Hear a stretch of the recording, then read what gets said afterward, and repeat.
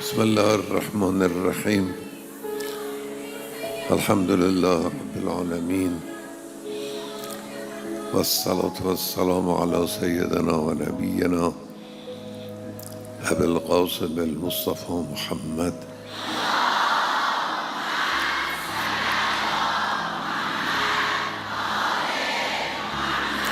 و علی آله الاطیبین الاطهرین المنتجبین سیما بقیت الله فی الارضین.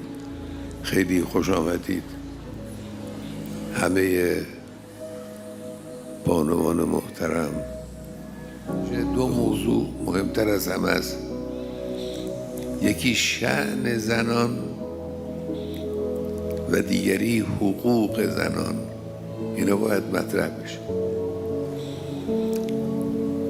شأن زنان در اسلام خیلی شأن والا و بالایی است. اولین حقی که برای زن باید در نظر گرفت مسئله عدالت در رفتار اجتماعی و رفتار خانوادگی است. عدالت در جامعه، عدالت در خانه، این اولین حق زنانه.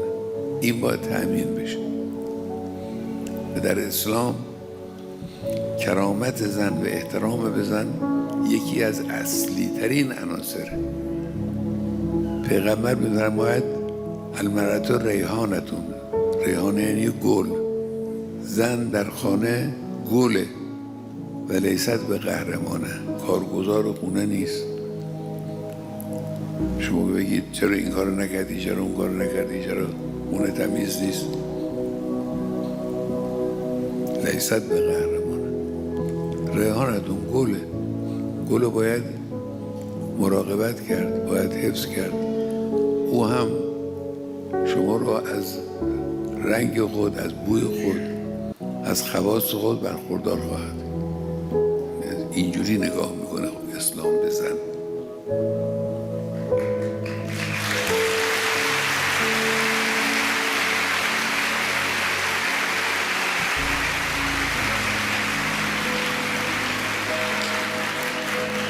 در خانه مهمترین حقی که بانوی خانه و زن خانه داره محبت.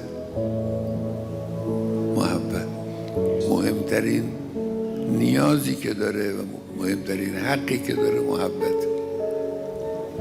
روایت وارد شده که مردها به زنهاشون بگن من تو رو دوست دارم، یعنی تصریح کنن. او میدونه